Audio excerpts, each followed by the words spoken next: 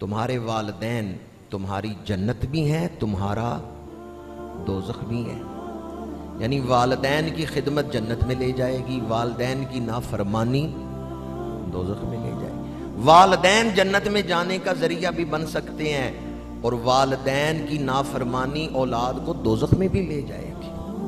بالکل اسی طرح جس طرح والدین کی دونوں حیثیتیں ہیں، اولاد کی بھی دونوں حیثیتیں ہیں. اولاد بھی اپنے ماں باپ کو یا تو جنت میں لے جائے گی یا دوزخ میں لے جائے گی.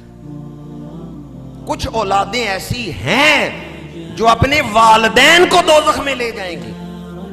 اس لیے اولاد کو صرف نعمت نہ سمجھیں، اولاد نعمت بھی ہے، اولاد آزمائش بھی ہے. سورہ کہف میں حضرت خضر علیہ السلام نے ایک بچے کو قتل کر دیا، کھیلتے ہوئے بچے کو ذبح کر دیا. حضرت موسیٰ علیہ السلام نے پوچھا کیوں اس کو آپ نے ذبح کیا ہے؟ حضرت خضر علیہ السلام نے فرمایا اس کی سرشت میں کفر ہے، اگر یہ اسی کفر پہ جوان ہوتا تو والدین کو بھی کافر بنا دیتا. پتہ چلتا ہے کچھ اولادیں ایسی ہیں جو والدین کو کافر بنا سکتی، والدین کو کفر تک لے جاتی ہے. اولاد کی حد سے بڑی ہوئی محبت والدین کو کافر بھی بنا سکتی. چیزوں کو دیکھنے کا انداز بدل جائے تو انسان کا طرز عمل بدل جاتا ہے. مثلا آپ اولاد کو صرف دیکھ کے خوشی ہوتے ہیں کہ نعمت ہے، جی نعمت ہے، ٹھیک ہے اولاد نعمت ہے، پر اولاد کی اچھی تربیت بھی کریں، کہیں ایسا نہ ہو یہ اولاد آپ کو دوزخ میں نہ لے جائے. کھانے میں نمک نہ ہو مزہ نہیں آتا. عام آدمی یہ سمجھتا ہے نمک ڈالا ہے ذرا کھانا مزیدار ہو گیا ہے، پر بلڈ پریشر والا مریض بھی اسی نظر سے دیکھتا ہے. میٹھا ہر آدمی کو پسند ہوتا ہے، پر کیا شوگر کا مریض بھی میٹھے کو اسی نظر سے دیکھتا ہے؟ دیکھنے میں فرق ہے.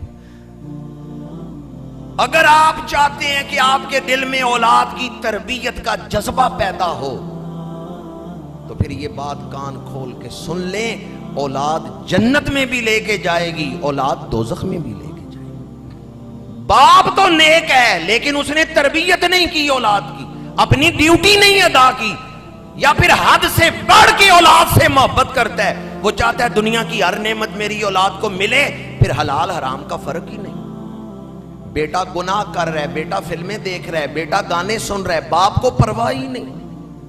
تو یہ وہ محبت ہے اولاد کی، یہ وہ محبت ہے جو والدین کو دوزخ میں لے جائے گی. اس لیے بار بار یہ بات میں آپ کی خدمت میں عرض کر رہا ہوں، اپنا انداز فکر اولاد کے حوالے سے درست کر لیں.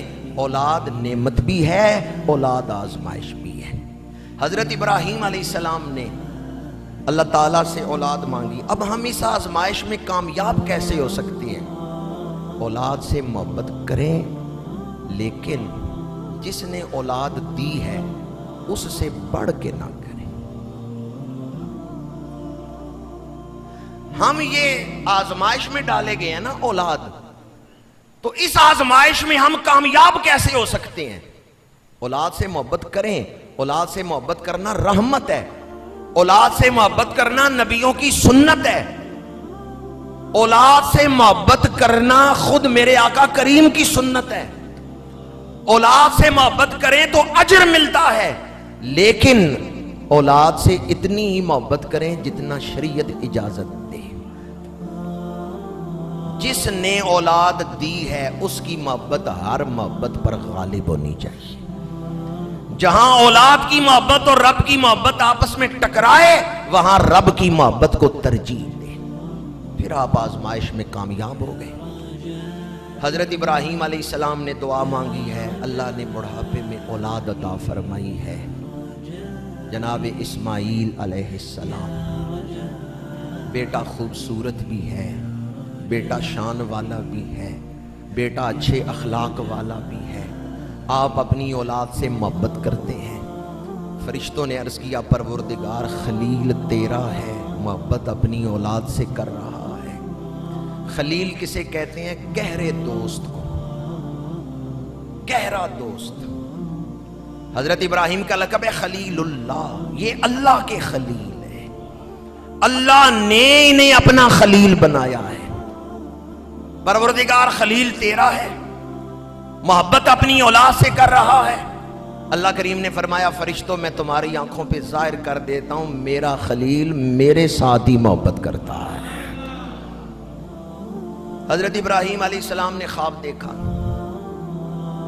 8 ذی الحج 8ویں رات خواب دیکھا، قم فقرب القربان، اٹھ کے آپ نے جانور ذبح کیا۔ 9ویں رات پھر خواب دیکھا، قم فقرب القربان، اٹھو قربانی دو۔ 9 ذی الحج کو پھر آپ نے جانور ذبح کیے، پہلے سے زیادہ ذبح کیے۔ 10ویں رات آ گئی، پھر خواب میں حکم ملا، یا اللہ کس چیز کی قربانی دوں؟ اب اللہ نے خواب میں منظر دکھایا ہے کہ بیٹے کی گردن پہ آپ نے چھری رکھی ہے۔ 10 ذی الحج اپنی بیوی حضرت بی بی ہاجرہ سے آپ فرماتے ہیں ذرا میرے بیٹے کو تیار کرو، آج میں نے اپنے دوست سے ملوانے جانا ہے، آج میں نے اپنے بیٹے کو اپنے دوست سے ملوانا ہے۔ ماں نے تیار کیا ہے، آپ جناب اسماعیل کو ساتھ لے کے گھر سے نکلے، ایک رسی بھی لے لی ہے، ایک چھری بھی لے لی ہے۔ شیطان نے کہا آج اگر ابراہیم کامیاب ہو گئے تو قیامت تک میں سر پیٹتا رہوں گا۔ شیطان آیا بی بی ہاجرہ کے پاس، تمہیں پتہ ہے کہاں گئے ہیں باپ بیٹا؟ انہوں نے فرمایا حضرت ابراہیم اپنے بیٹے کو اپنے دوست سے ملوانے لے گئے ہیں۔ اس نے کہا تمہیں پتہ ہے کون ہے ان کا دوست؟ شیطان نے کہا وہ اپنے رب سے ملوانے لے گئے ہیں، ذبح کرنے گئے ہیں۔ چھری کیوں ساتھ لے کے گئے ہیں، رسی کیوں ساتھ لے کے گئے ہیں؟ ایک لمحے کے لیے بھی مامتا کا جذبہ عبودیت کے جذبے پہ غالب نہیں آیا۔ فوراً حضرت بی بی ہاجرہ نے جواب دیا، فرمایا اگر رب کے حکم پر قربان کرنے گئے ہیں تو پھر ایک اسماعیل کا، ایسے ہزاروں اسماعیلوں میں سارے رب کے نام پہ قربان کرتا۔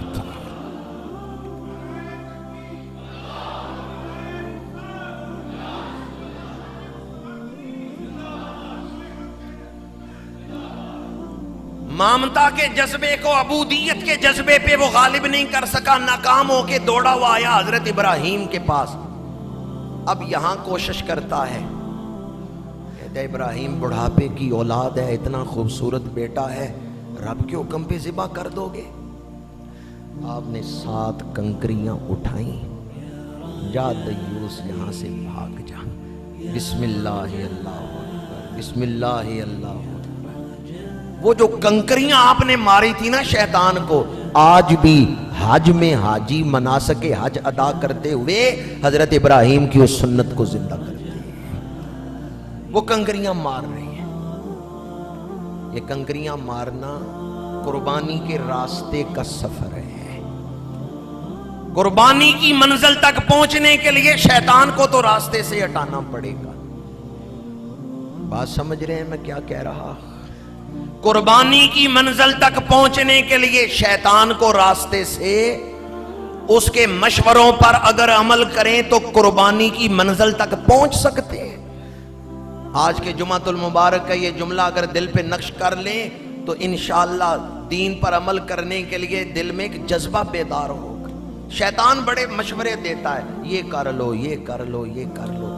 اگر نفس اور شیطان کے مشوروں سے جان چھڑائیں گے، رب کا حکم ہے میں نے سر جھکانا ہے، پھر ہی آپ قربانی کی منزل تک پہنچ سکتے ہیں۔ شیطان نے مشورہ دیا، حضرت جناب ابراہیم علیہ السلام نے اٹھا کے کنکریاں ماری۔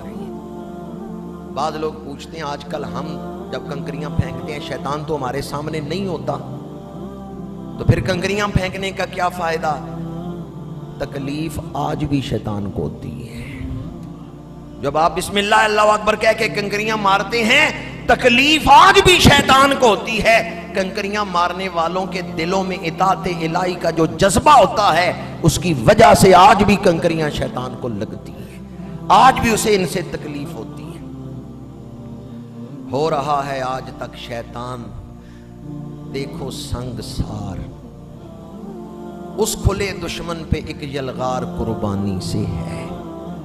وہ جو شروع میں آپ کو ایک شعر سنا رہا تھا کہ سرزمین عشق لالا زار قربانی سے ہے، زندگی کا ہر شجر پھلدار قربانی سے ہے، اسی میں ایک یہ شعر ہے کہ ہو رہا ہے آج تک شیطان دیکھو سنگ سار، اس کھلے دشمن پہ ایک یلغار قربانی دل میں جذبہ پیدا کرتی ہے شیطان سے لڑنے کا۔ حضرت ابراہیم سے بھی ناکام ہو گیا تو اب آیا وہ جناب اسماعیل کے پاس۔